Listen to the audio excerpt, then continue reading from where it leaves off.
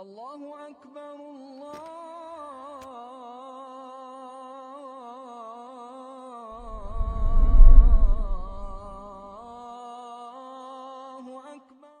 أكبر. Милостью Всевышнего Аллаха Субханаху ва Тааля, который сотворил нас для того, чтобы мы Его возвеличивали, познали Его посредством Его имен и качеств и поклонялись Ему, не предавая Ему сотоварища, который наделил нас всеми теми благами, которыми мы обладаем, которыми мы пользуемся. Мы продолжаем с вами изучение Его имен и атрибутов.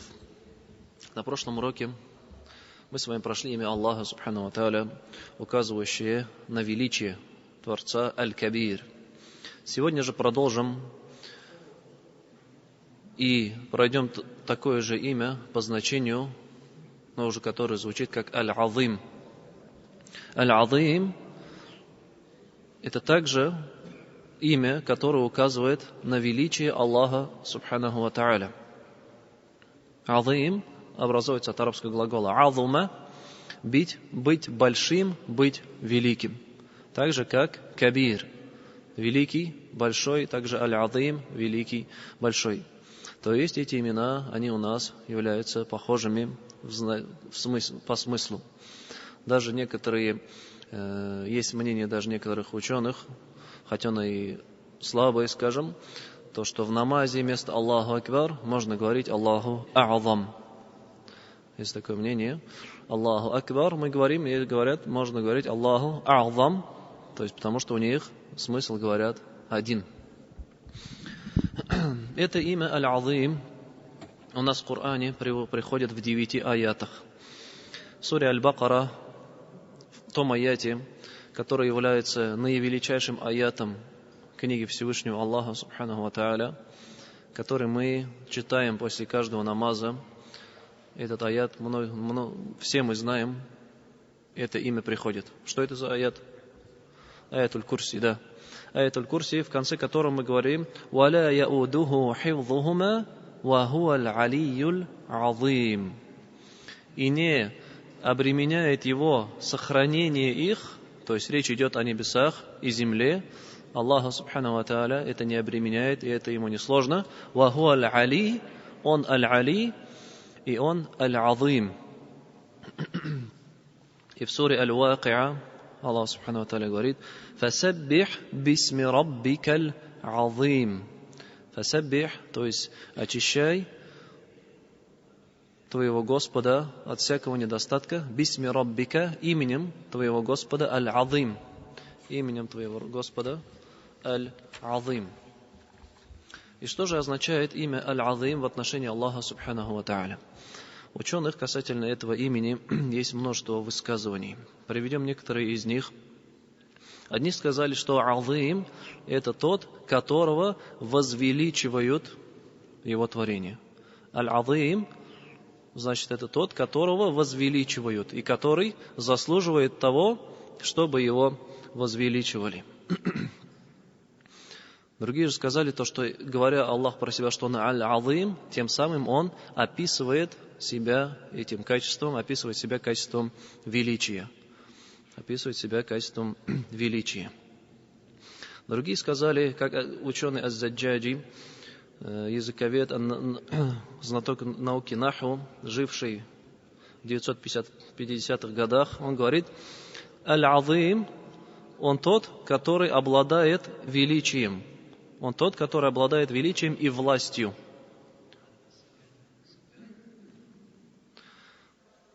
Аль-Азим, он тот, который обладает величием и властью. И арабы, говорит, применяют это имя Аль-Азим в этом смысле. То есть в смысле властелин или глава. Как, например, арабское предложение приведем. «Ман азиму бани фулян аль-яум». То есть они говорят, арабы так используют. Кто азим этого народа сегодня? Кто азим этого народа сегодня? То есть что здесь подразумевается? Тут подразумевается, кто глава этого народа на сегодняшний день. И также пример этому есть у нас в Коране, в суре Аз-Зухруф. Аллах Всевышний приводит слова многобожников, которые говорят: «Лауля нуззиля хазаль Кур'ану аля раджулин миналь карьятейни азим». О, если бы этот Коран был ниспослан одному из аль-азим, великих мужчин одной из двух деревень. То есть, когда этот Коран был ниспослан пророку, саллаллаху алейхи вассалям, он был простолюдином, он не обладал какой-то властью. Вот. И многобожники, что они, оправдываясь тому, что они не последовали за ним, говорили: как может Коран, как может книга Всевышнего быть ниспослана простому человеку? О, если бы этот Коран, если бы эта книга была ниспослана аль-азим, человеку, аль-азим, то есть человеку, обладающему властью. Тут аль-азим не имеется в виду человеку большому по своему телосложению. Нет, то есть азим, который обладает главенством и который обладает властью. И также ученый Аль-Асбахани, он говорит: аль-азим, то есть тот, который обладает величием и наделяет этим величием, кого пожелает. И никто из его творений не в силах и не способен кому-то даровать это величие. Кого-то Аллах Субхану ва Тааля в этом мире наделяет богатством. Его возвеличивают из-за его богатства. Кого-то наделяет силой, и его возвеличивают из-за его силы. Как мы это наблюдаем сегодня? Богатых возвеличивают, почитают. Сильных также, как спортсмены известные, скажем, их чуть ли не на весь мир возвеличивают, почитают. И это ни'ма, то есть это дар Аллаха Субханаху ва Тааля этим людям. Кого-то Аллах Субхану ва Тааля возвышает властью, и кого-то возвышает знанием. То есть разными вещами Аллах Субхану ва Тааля возвеличивает, возвышает, потому что Он аль-азим, то есть обладает этим величием и дарует его это величие, дарует величие, кому пожелает из своих рабов. И также из значений, которые приводят ученые, аль-азим, велик, то есть Он своим величием вышел за границы разума человеческого. То есть Он настолько велик, что Он выходит за границы нашего познания, за границы нашего разума. И следуя этому мы не можем Аллаха Субханаху ва Тааля познать и понять, вообразить, какой Он, как Он что-то делает, потому что Он аль-азим, Он великий. И мы своим, ничтожным, никчемным разумом мы не можем его объять. «Валя юхайтуна бихи ильма», как мы уже об этом говорили, и они не объемлют его своим знанием. То есть, если все высказывания ученых, и эти высказывания, они не противоречат друг другу, то есть можно смело эти высказывания все соединить и сказать, что из значения имени Аль-Азим, во-первых, Аллах Субхану ва Тааля, Он описывает себя величием. Он называет себя Аль-Азим и доводит до нас, что у него есть качество величия. Во-вторых, Он обладает этим величием, и Он наделяет величием того, кого пожелает. Как в Коране, в другом аяте говорит Аллах Субхану ва Тааля: «Вату'иззу ман ташаа, ватудзиллу ман ташаа». О мой Господь, длинный аят, часть из него, только Ты возвеличиваешь, то есть даруешь, наделяешь могуществом и величием того, кого пожелаешь, и принижаешь и лишаешь могущества того, кого пожелаешь. То есть Аллах Субхану ва Тааля дарует, кому пожелает. И если кто-то желает, чтобы его возвеличивали, чтобы он был почитаемым, то он должен у Аллаха Субхану ва Тааля это просить, потому что это у Аллаха. И Аллах только этого дарует. И Аллах это дарует. И в-третьих, мы сказали, Аллах аль-Азим, то есть Он главенствующий. Он главенствующий, и невозможно, то есть если Он главенствующий, Он управляет, значит невозможно перечить Его приказам или как-то уклониться от Его приказов, от Его предопределений. Как пожелал Аллах Субхану ва Тааля, так все и будет. И в-четвертых, значит, Аллах настолько велик, то что Он вышел за границы нашего познания, за границы нашего разума. И мы не можем его объять своим знанием. Поэтому, когда касается качеств Аллаха Субханаху ва Тааля, мы признаем их без какого-либо колебания и без какого-либо сравнения или же воображения. Что же следует из веры в имя Аллаха Субхану ва Тааля Аль-Азим. Во-первых, когда Аллах Субхану ва Тааля говорит, что Он Азим, это значит, что Он велик во всех своей сущностью и велик во всех своих качествах. Каждое Его качество, какое бы оно ни было, оно Азим, великое, то есть без каких-либо недостатков. Его знание, оно великое. Нет ничего, что бы Он не знал. Его зрение, оно великое. Нет ничего, чего бы Он не видел. Его слух, также нет ничего, чего бы Он не слышал. И каждое качество, Его могущество, знание, Его милость и любое качество, это есть великое Аль-Азим, и у него нет никаких недостатков. А если же кто-то говорит, что Аллах велик в одном своем качестве, но в другом качестве у него есть какие-то недостатки, то он противоречит этому имени. И он не возвеличивает Аллаха Субхану ва Тааля должным возвеличиванием. И Аллах Субхану ва Тааля настолько велик и могущественен, что его не обременяет, как мы уже сказали в суре Аль-Бакара, аят Аль-Курси, сохранение небес и земли. То есть земля — огромное творение. И небеса, 7 небес, границы которых мы даже не видим, со всеми обитателями, со всеми творениями, которые в них живут. И Аллах Субхану ва Тааля это все оберегает. Он все это хранит. Если бы Аллах Субхану ва Тааля не удерживал это все, не оберегал, то оно бы все разрушилось. Но Аллах, Он величайший, и Он оберегает этот мир, который Он сотворил. Если же обратить внимание на разницу, на различие между величием Творца и величием творений, то, во-первых, величие Творца, оно во всем. А величие творения же, оно что?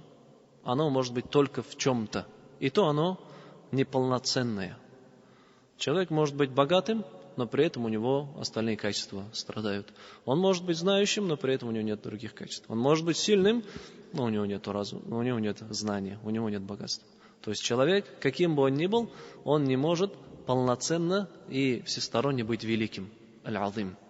И касательно этого другого ученый, Аль-Халими, он говорит, Аль-Азим — это тот, приказу которого невозможно не подчиняться. Тот, приказу которого невозможно не подчиняться. И если человек, скажем, азим, это тот, которому невозможно перечить. Но, говорит, бывают случаи, когда этот человек начинает ослабевать. Он начинает терять свое величие, свое могущество, и тогда спокойно можно выйти против него, спокойно можно перечить ему и не подчиняться его повелениям. А в отличие от этого же, говорит Аллах Субхану ва Тааля Всевышний, Он не теряет никогда свое могущество. И невозможно уйти от Его предопределений. И невозможно уйти от Его повелений. По нежеланию или же противясь этому. Если ты даже не желаешь, ты все равно будешь идти по тому пути, по предопределению, которое тебе Аллах Субхану ва Тааля предписал. Если даже человек не верит в Аллаха, человек не живет по религии, он все равно идет тем путем, который Аллах Субхану ва Тааля ему указал. Он не может его ослушаться. Он не может, если даже не хочет, он не может этому противиться. И также человек, если даже не хочет, пытается сделать напротив, против Аллаха Субхану ва Тааля, против его приказов, он это выполняет, он все равно идет по предопределению Всевышнего Аллаха. И также получается, что он никак не противоречит Аллаху. Значит, Аллах, Он велик, истинно величайший, Он лишь один Аллах, Субхану ва Тааля, а величие, качество величия в отношении других творений, это говорит гипербола. Что такое гипербола? То есть, используется в переносном смысле. То есть, Аль-Азим, Он лишь Аллах, Субхану ва Тааля. А все остальное, это величие, оно лишь гипербола, это лишь никчемная, малая доля этого величия, этого качества. И знание того, что Аллах Субхану ва Тааля велик, требует от каждого мусульманина возвеличивания. Как мы уже с вами говорили, то, что имена Аллаха Субхану ва Тааля человеку будут приносить пользу, и он достигнет того достоинства, которое пророк, саллаллаху алейхи вассалям, обещал человеку, который изучит, выучит имена Аллаха, лишь тогда, когда его дела будут соответствовать этому знанию. Пророк, саллаллаху алейхи ва саллям, что сказал? У Аллаха 99 имен. Кто их ахсаха в арабском языке приводит? То есть ахсаха будет знать смысл, выучит и будет действовать согласно этим именам. Он что сказал? Войдет в рай, он сказал. Войдет в рай. Тут недостаточно просто имена выучить и повторять их в форме стихов или же песни какие-то, да, петь этими именами. На это нет никакого указания. Что требуется от этих имен? Это строить свои дела согласно этим именам. И когда мы слышим в Коране, что Аллах говорит «Фасаббих бисми раббикаль азим», то есть очищай именем твоего, очищай Аллаха от любого недостатка именем твоего Господа аль-Азим, великого. Что это от нас требует? Чтобы мы Аллаха, субхану ва тааля, возвеличивали. И как же происходит возвеличивание? Не только словами Аллаху Акбар или Аллаху Азам, Аллах велик. Нет. Во-первых, возвеличивание Аллаха – это признание всех качеств, которыми Он себя описал. В Коране или же его пророк, саллаллаху алейхи вассалям, достоверный сунни, описал его какими-то качествами. Мы все их признаем, не воображая их, не сравнивая с чем-то и не трактуя качества, и не трактуя эти качества по своей похоти, потому что мы не можем понять. То есть, когда человек воображает или с чем-то сравнивает, или же качество, которое пришло в Коране, он трактует иным смыслом, иным образом, не прямым его смыслом, он уже, получается, не возвеличивает Аллаха, субхану ва тааля, должным образом. Во-вторых, возвеличивание Аллаха, субхану ва тааля, это, конечно же, большее выговаривание слов восхваления Всевышнего. Слова такбира, Аллаху Акбар. Слова Альхамдулилля, Субханаллах, Ла Иляха Илляллах и другие формы зикра, возвеличивания, восхваления Аллаха, Субхану ва тааля, это есть та'зим, это есть возвеличивание Всевышнего Аллаха. И также возвеличиванием Аллаха является следование его пророку, саллаллаху алейхи вассалям. Если мы возвеличиваем пророка, следуем за ним, то значит мы следуем и возвеличиваем Аллаха, субхану ва тааля. Потому что Аллах избрал пророка Мухаммада, саллаллаху алейхи вассалям. Он дал ему свою книгу, Коран. Он даровал ему откровение. Значит, мы должны так же, как Аллах возвеличил пророка Мухаммада, саллаллаху алейхи вассалям, мы должны также его возвеличивать и почитать. И в Коране Аллах нам говорит: «Вама арсальна мир расулин илля лиюта'a би'идниллах». И не послали мы ни одного посланника, кроме как, чтобы ему повиновались по дозволению Всевышнего Аллаха. То есть посланники, они посланы для чего? Для того, чтобы им повиноваться. Чтобы им повиноваться. А повиновение, то есть совершение того, что посланник запретил. Оставление того, что он запретил. Совершение того, что он приказал. Совершение, следование его сунне, пути его. Это и есть возвеличивание. И в другом аяте Аллах говорит: وَمَنْ يُطِعِ الرَّسُولَ فَقَدْ أَطَاعَ اللَّهَ. Тот, кто подчиняется посланнику, он подчиняется Аллаху. И в другом аяте: قُلْ إِن كُنْتُمْ تُحِبُّونَ اللَّهَ فَاتَّبِعُونِي يُحْبِبْكُمُ اللَّهُ. Если вы любите Аллаха, следуйте за мной, и Аллах вас полюбит.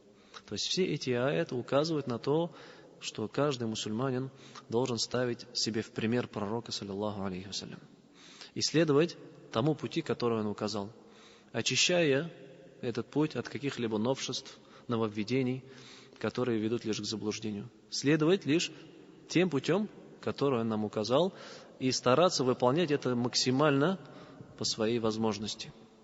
К сожалению, в сегодняшний день слово «сунна» иногда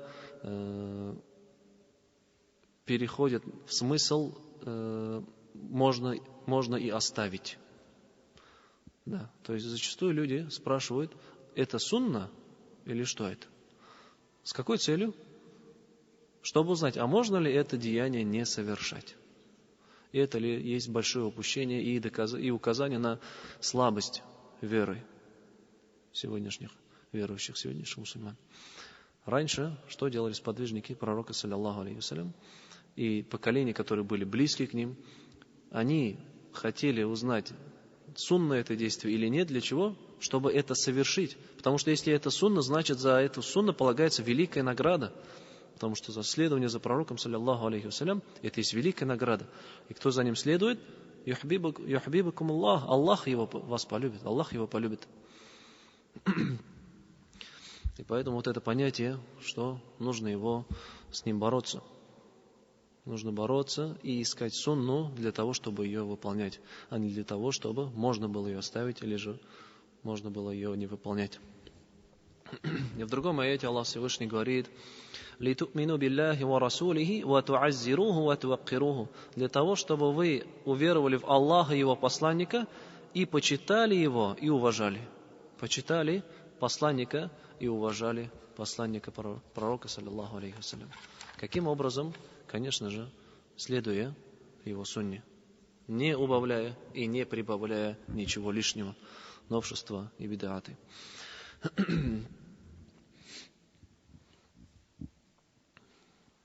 В другом аяте, в суре Аль-Худжурат, Аллах Всевышний говорит: «Я айюхалладзина аману, ла туқаддиму бейна ядей Аллахи ва расулихи ваттакуллаха».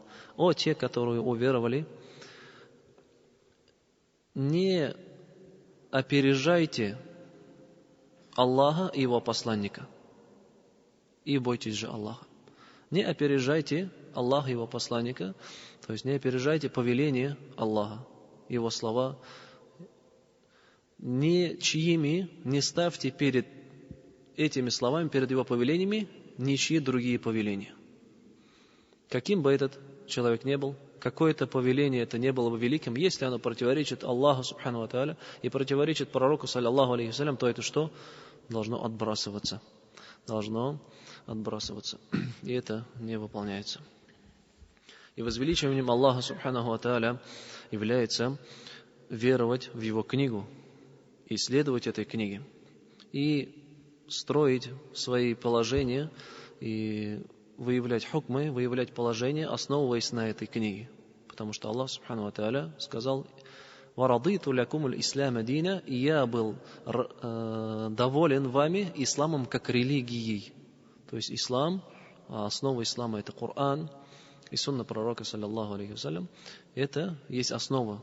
Если мы возвеличиваем Аллаха, то мы возвеличивать должны Его книгу, Его слова, которые Он нам ниспослал.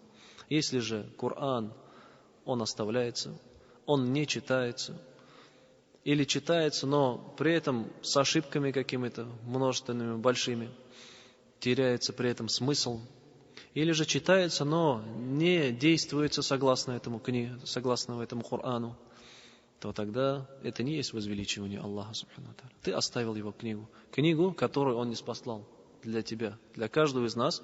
Худа лиль муттакин. И это худа, наставление аль-муттакин. То есть худа, наставление или указание прямого пути для кого? Для богобоязненных. То есть качеством богобоязненности является то, что ты следуешь Корану, ты живешь по нему. Но если ты его оставил, то нет никакого восхваления. Ты не возвеличиваешь Аллаха субхану ва тааля. И какие-либо не были выкрики «Аллаху Акбар», как бы ты ни кричал во все горло «Аллаху Акбар», если ты при этом противоречишь Его книге и делаешь деяния, противоречащие шариату, противоречащие сунне пророка, саллиллаху алейхи вассалям, то нет тут никакого возвеличивания. Как зачастую это тоже можно наблюдать за разного рода течениями, которые с выкриками «Аллаху Акбар», что они делают? Совершают порицаемые и запретные в религии деяния. И в этом нет никакого возвеличивания. И также возвеличиванием Аллаха субхану ва тааля является возвеличивание обрядов Его религии. «ذَلِكَ وَمَنْ يُعَظِّمْ شَعَائِرَ اللَّهِ فَإِنَّهَا مِنْ تَقْوَى الْقُلُوبِ», говорит Аллах Всевышний в суре Аль-Хадж. И тот, который возвеличивает обряды религии Аллаха, это есть богобоязненные сердца. Обряды религии, во-первых, обязательно же фараид, то есть обязательные намаз, ураза, хадж, закат. Это те поклонения, обряды, на которые нужно обращать особое внимание. Особое внимание нужно уделять этому. И тот, кто возвеличивает их, тот, несомненно, возвеличивает Аллаха субхану ва тааля. И также возвеличиванием Аллаха является почитание Его запретов. возвеличивание его запретов. То есть что? Оставление того, что Аллах Всевышний запретил. ذَلِكَ وَمَنْ يُعَظِّمْ حُرُمَاتِ اللَّهِ فَهُوَ خَيْرٌ لَهُ عِنْدَ رَبِّهِ. И тот, который возвеличивает запреты Аллаха, это лучше для него перед его Господом. Тот, кто возвеличивает запреты Аллаха, это лучше для него перед его Господом. Запреты, касающиеся прав Аллаха, субхану тааля, что Он запретил? Еда, питье. Запреты, касающиеся прав других мусульман, их имущества, их честь, их жизни. На это все не посягается. Это есть хурма, это есть харам, то есть это запрет. И тот человек, который это возвеличивает, то есть почитает и уважает эти запреты, то значит он возвеличивает Аллаха субхану тааля. Но если он, что на эти харам вещи, он вообще никакого внимания не обращает. Он относится к ним легкомысленно. Он без какого-либо страха,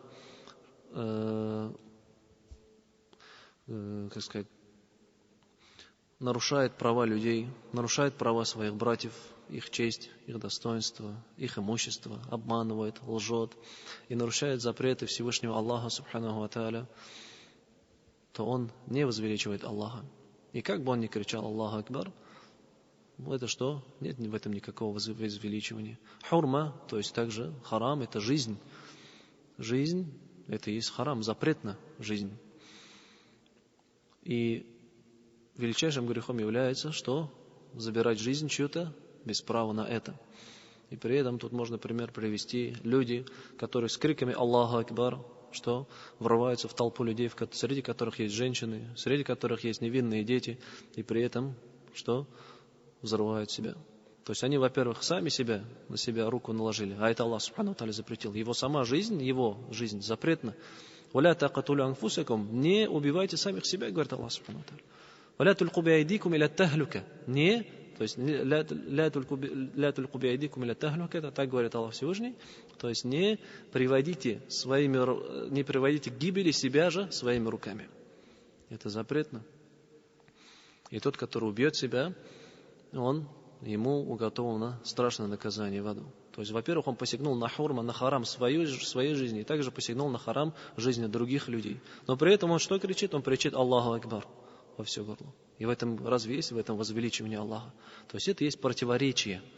То есть ты словами говоришь Аллах велик, но при этом ты что? Нарушаешь его религию, его запреты. То есть, получается, ты не возвеличиваешь никак его. Если бы ты действительно возвеличивал, то ты не посягал бы на то, что Аллах субхану ва тааля запретил.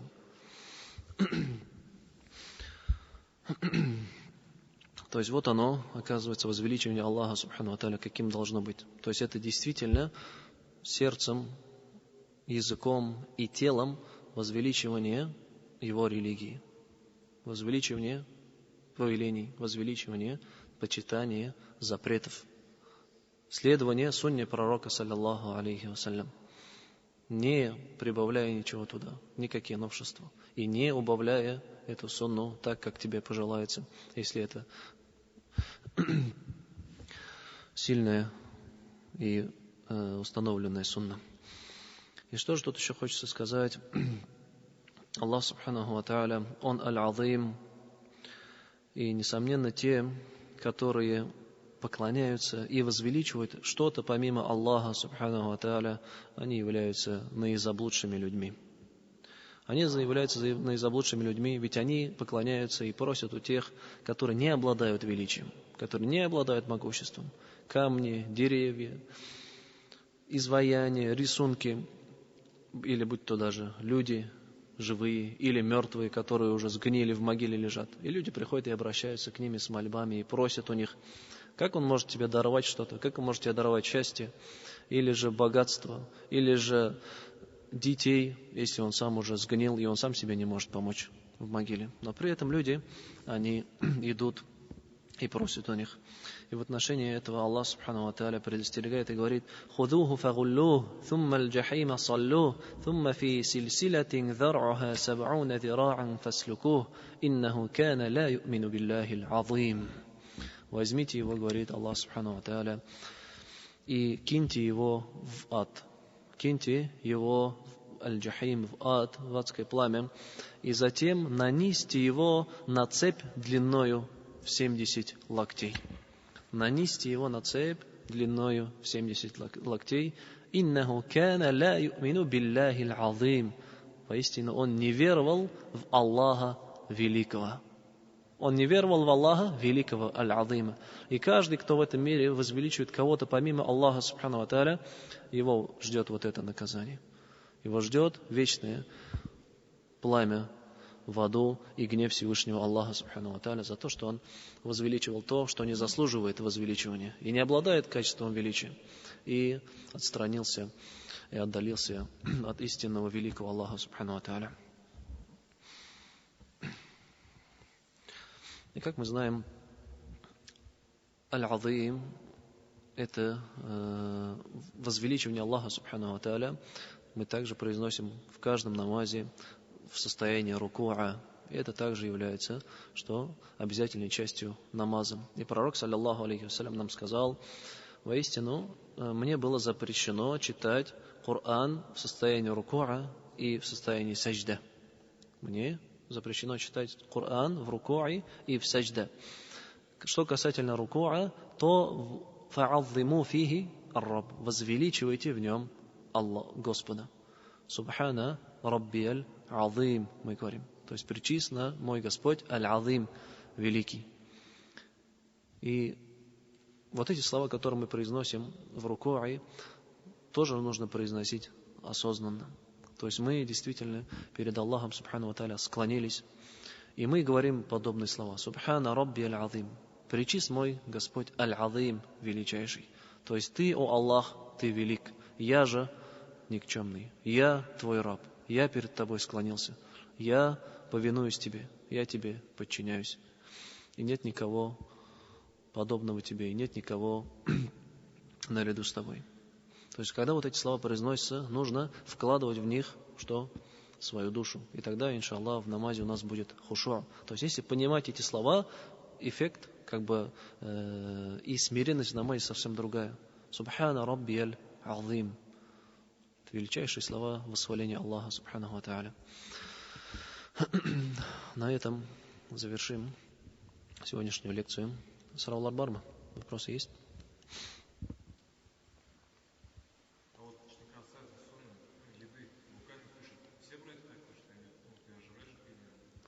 Что сделать? Угу.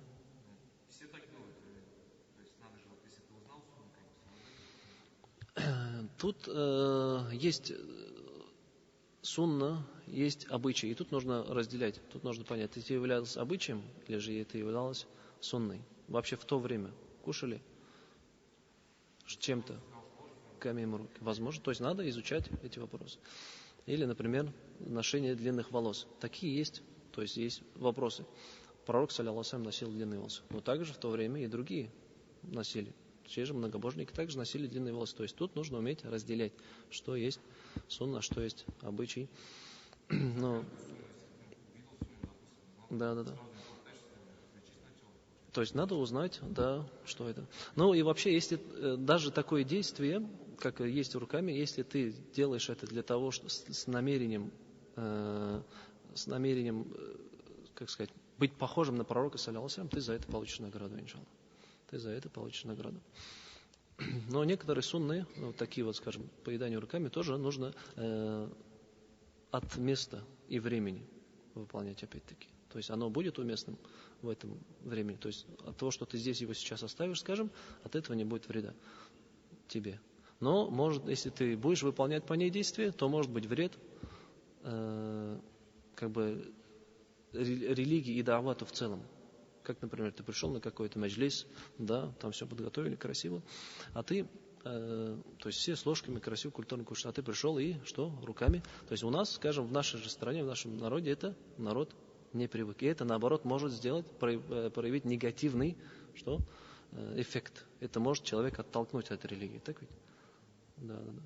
То есть такие вот моменты, потому что нужно уметь различать и знать, когда, какими пользоваться. Иногда оставление сунны — это и есть сунна. Так ведь? Как, например, в сафари, в пути, оставление сунны – это сунна. И также в таких моментах оставление сунны может быть, наоборот, сунной. То есть нужно уметь это различать и мудро это выполнять. Тағын бар ма? А'зам исімі.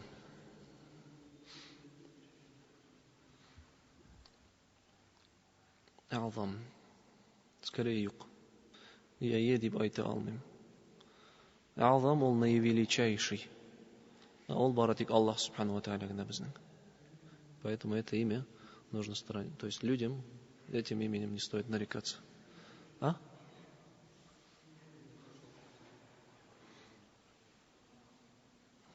Сейчас точно не могу ответить.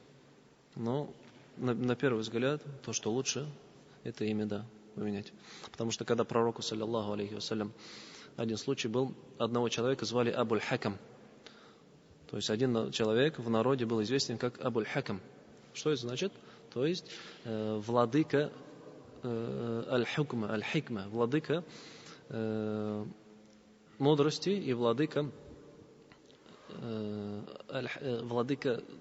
аль-хукм, это наш тайный безнен, хукм шагару.